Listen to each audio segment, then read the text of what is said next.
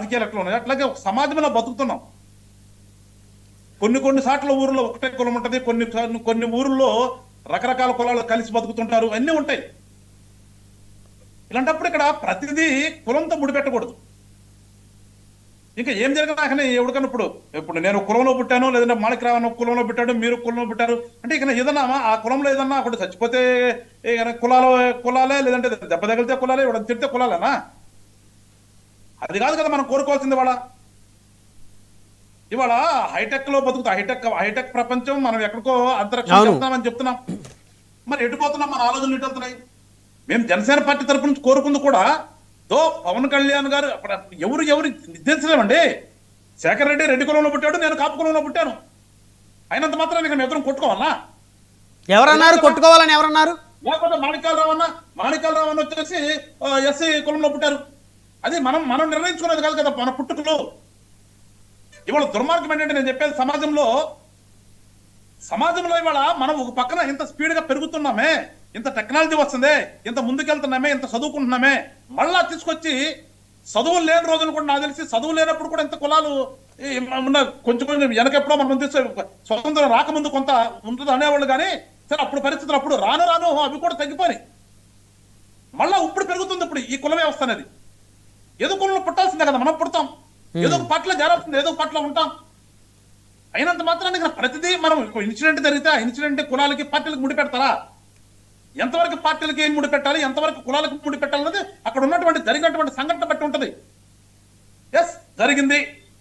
ఇప్పుడు ఎమ్మెల్యే గారు ఇన్ని రోజులు వెళ్ళకపోవటం అనేది ఖచ్చితంగా వాళ్ళ పార్టీకి సంబంధించిన మాణిక్యరావు కూడా తప్పు పట్టాడు. ఎవరైనా సహజంగా ఆ ప్రాంతంలో ఉన్నటువంటి ప్రజాప్రతినిధులు ఆ ప్రాంతంలో ఇన్సిడెంట్ జరిగితే వెళ్తారు, పరామర్శిస్తారు. అవును, అది అధికారంలో ఉన్నవాళ్ళ లేకపోతే ప్రతిపక్షంలో ఉన్న వాళ్ళు ఎవరైనా కానీ అక్కడ పొలిటికల్ గా ఒక లీడర్ గా తిరుగుతున్నప్పుడు ఖచ్చితంగా ఏమైనా జరిగితే, సావులు జరిగినా, దర్శనాలు జరిగినా, ఏం జరిగినా కానీ వాళ్ళు పిలుస్తారు. పిలవకుండానే ఏదైనా ఇలాంటి ఇన్సిడెంట్లు జరిగినప్పుడు మరీ ముఖ్యంగా ముందెళ్ళి వెళ్తాం. ఎవరైనా అధికారంలో ఉన్నవాళ్ళు వెళ్తారు, ప్రతిపక్షంలో ఉన్న వాళ్ళు వెళ్తారు, వీళ్ళు పలకరించి వస్తాం. సో ఆ పలకరింపు అనేది ఆయన ఏదో లేదని చెప్తున్నారు, ఏదో నేను ఆ చిన్నపిల్లలు వెళ్ళకూడదు అనుకున్నాను, లేదంటే ఏదో చెప్తారు సంథింగ్. సరే వాట్ ఎవర్ ఇట్ ఈస్, అది దాన్ని వెళ్ళలేదు కాబట్టి దాన్ని మనం కులాలకు రూపాల్సిన అవసరం లేదు. అక్కడ మనం ఒకటి అడుగుతాను, మీరు స్ట్రైట్ గా చెప్తారా గాదే గారు? చనిపోయిన వ్యక్తి కూడా తెలుగుదేశం చెప్తారు. ఓకే, ఒక్క నిమిషం సరే, అదంతా పక్కన పెడదాం. పార్టీలు కులాలు అయితే ఇక్కడ నేనేమంటానంటే గాదే గారు, వీళ్ళందరూ ఎవరైతే కొంతమంది కాపు సంఘం నాయకులు ఈ ఇష్యూ మీద వాళ్ళు గత 3-4 రోజుల నుంచి పెద్ద ఎత్తున ఫైట్ చేసి మీడియాతో మాట్లాడుతూ బాధితులు డిమాండ్ చేయాలనేటువంటి వారు వాయిస్ పెంచారు కాబట్టి ఎమ్మెల్యే గారు ఇప్పుడు బయలుదేరి వెళ్తున్నారు. సో రేపొద్దున ప్రభుత్వం నుంచి ఏమన్నా వారికి నష్టపరిహారం ఏమన్నా అందిస్తారనేటువంటి ఒక ఆశ ఉంది. వాళ్ళు ఎవరు మాట్లాడకపోతే, ఎవరు ఏం మాట్లాడకపోతే అసలు ఎవరు పట్టించుకునేవాళ్ళు సార్? గుంటూరులోనే కదా ఉంది. ఎంతమంది ఎమ్మెల్యే లేరు గుంటూరులో? మంత్రులు లేరా? అంత దారుణమైన హత్య జరిగితే గుంటూరులో 2 చావు బతుకుల్లో హాస్పిటల్ చికిత్స పొందుతుంటే వెళ్ళి చూడటానికి ఒక ఎమ్మెల్యే లేదు, ఒక మంత్రి లేదు. రాజధాని ప్రాంతమే కదా అది. బ్రహ్మనాయుడు గారు చెప్తానండి. ఇప్పుడు అసలు సభ్య సమాజంలో ఏదైనా ఒక ఇన్సిడెంట్ జరిగినప్పుడు ప్రభుత్వం ఒక బాధ్యత. మీరో వెళ్ళి పలకరించే, నేను వెళ్ళి సూచించినంత మీరు ఇవ్వడం డబ్బులు నేనేమను. ఏదైనా ఒక సహాయం జరగాలంటే ఇలాంటి ఇన్సిడెంట్ లో ప్రభుత్వం నుంచి రావాల్సిందే, ప్రభుత్వం చేయాల్సిందే. మీరు వెళ్ళినా వెళ్ళి అయ్యో పాపం అనుకుని బయటకు వస్తాం, నేను వెళ్ళిన అయ్యో పాపం అని బయటకు వచ్చి ఏదైనా గొట్టం పెట్టంగానే కొంచెం అక్కడ ఉన్నటువంటి చూస్తాం కాబట్టి ఆ ఆవేశంలో ఏదో 4 మాటలు మాట్లాడతాం. అంత మాత్రం నేను జరిగిపోదు. ఎప్పుడైనా ఇన్సిడెంట్ లో ఆదుకోవాల్సింది ప్రభుత్వమే, ప్రభుత్వం ఆదుకోవాలి. ఇక్కడ ప్రభుత్వం ఆదుకుంటే 1 రోజు లేట్ అయిందా, 2 రోజులు లేట్ అయిందా, స్పందించారా లేదనేది అదొక చర్చ. అక్కడ ఎందుకు వెంటనే స్పందించలేదు? ఇప్పుడు మనం ఎమ్మెల్యే గారు వెంటనే వెళ్ళకపోబట్టే కదా. ఇప్పుడు మీరు క్వశ్చన్ చేసినా, అయ్యప్ప గారు మాట్లాడినా, ఆమంతి సోములు గారు మాట్లాడినా ఆయన వెంటనే వెళ్ళలేదు కాబట్టి మనం తప్పుపడుతున్నాం. అట్లాగే ఆ కుటుంబానికి న్యాయం జరిగేది కాదేమో అనేది తీసి పక్కన పెడతాం. కాసేపు జరగకుండా ఉండదు. జరగాల్సిన న్యాయం ఖచ్చితంగా ప్రభుత్వం తరపున ఇవాళ కదా రేపైనా ఏదో రకంగా బయటకు వస్తుంది. అది జరుగుతుంది. అక్కడ కూడా కందుకూరులో కూడా నాయకులు ఏం లేకుండా లేరు కదా, అన్ని పార్టీలు ఉన్నాయి, అక్కడ ఉన్నారు.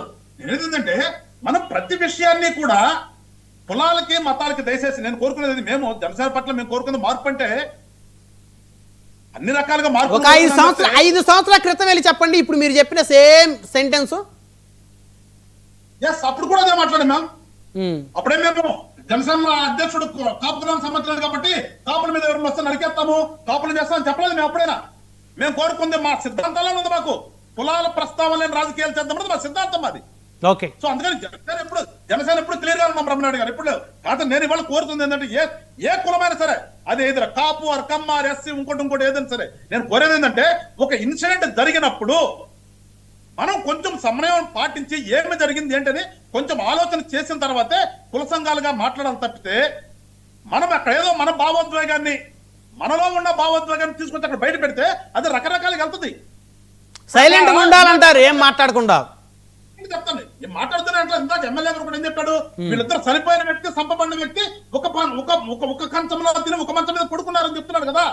అంటే సార్ ఎక్కడైనా విభేదాలైనా హత్యలైనా ఒకరొకరు తెలిసిన వాళ్ళకే గొడవలు కొట్టాడు చంపుకోవటాలు, లేకపోతే ముక్కుముఖం తెలియని వాళ్ళు చంపుకున్న దాఖలాలు ఎక్కడ ఉంటాయి సార్? ఆస్తుల దగ్గర గొడవలు ఏదో వ్యక్తిగతమైనటువంటి విషయాలు వాటి దగ్గరే కదా.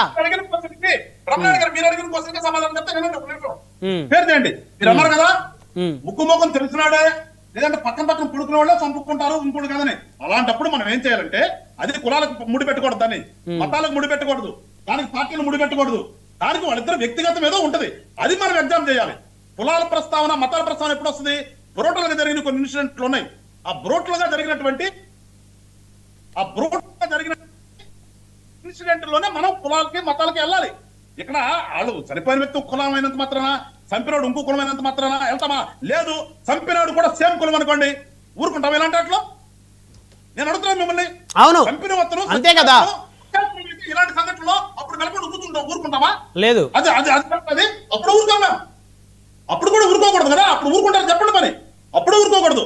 అసలు జరిగిన సంఘటన మనకు కానీ నేను చెప్పదలుచుకున్నది ఏంటంటే ఇక్కడ మనం ఒక సభ్య సమాజంలో బతుకుతున్నప్పుడు జరిగిన ఇన్సిడెంట్ ని చూసి దాని మీద 1-2 రోజులు ఆలోచన చేసిన తర్వాత ఏదైనా మాట్లాడాలి చెప్తే వెంటనే స్పందించి అదుకు కులం ఇది కులం కాబట్టి ఎప్పుడో ఏదో ఎక్కడ జరిగిన సంఘటనలు తీసుకొచ్చి వీటికి ముడిపెట్టి వెళ్ళటం అనేది ఎంతవరకు ప్రజాస్వామ్యంలో కరెక్ట్ ఒకసారి ఆలోచించుకోండి. ఓకే ఓకే మళ్ళీ మాట్లాడుదురు, సమయం కూడా తక్కువ ఉంది. శేఖర్ రెడ్డి గారు ఉన్నారు, వైఎస్ఆర్ కాంగ్రెస్ పార్టీ. చనిపోయిన వ్యక్తి పరిస్థితి కానీ కుటుంబం చిన్న భిన్నం అయిపోవటం కానీ అందరం కూడా ఖచ్చితంగా దానికి మనం ఎవరు కూడా దాన్ని శ్లాఘించాం. అందరికీ విధానం వాళ్ళకి ఖచ్చితంగా ప్రభుత్వం తరఫున హెల్ప్ చేయాల్సిందా ఆ దిశగా వెళ్దాం. రాజకీయ నాయకులు కానీ కుల సంఘాలు కానీ ఆ దిశగా వెళ్దాం. ప్రభుత్వం మీద ఒత్తిడి తీసుకొచ్చి ప్రభుత్వంతో చేపిద్దాం తప్పితే దీన్ని కులాలుగా విడగొట్టి కులం తరపున పెట్టితే ఇది ఇంకో రకం పోతుంది. సమాజంలో మనం కోరుకోవాల్సింది సమాజంలో శాంతిగా ఉండాలి. ఎట్ ద సేమ్ టైం ఎవరైతే ఎగ్రోడ్ పర్సన్ ఉంటారో వాళ్ళకి న్యాయం జరగాలి. ఆ రెండే ఆలోచన చేయాలి తప్పితే వేరేగా ఇష్యూ తీసుకెళ్లి పక్కదారి పట్టించి దాన్ని వేరేగా చేస్తే ఎవరికి మంచిది కాదు. మళ్ళీ ఇంకోటి వస్తుంది, మళ్ళీ ఇంకో వస్తుంది. ఓకే గాదే గారు మాట్లాడరు దయచేసి ఆగండి. శేఖర్ రెడ్డి గారు ఉన్నారు, వైఎస్ఆర్ కాంగ్రెస్ పార్టీ నుంచి రాష్ట్ర అధికార ప్రతినిధి. నమస్తే అండి శేఖర్ రెడ్డి గారు. మీ వాయిస్ సార్ మీట్లో ఉన్నట్టుంది, ఒకసారి అన్మ్యూట్ చేయండి మీరు. లేదు సార్ కరెక్ట్. ఓకే.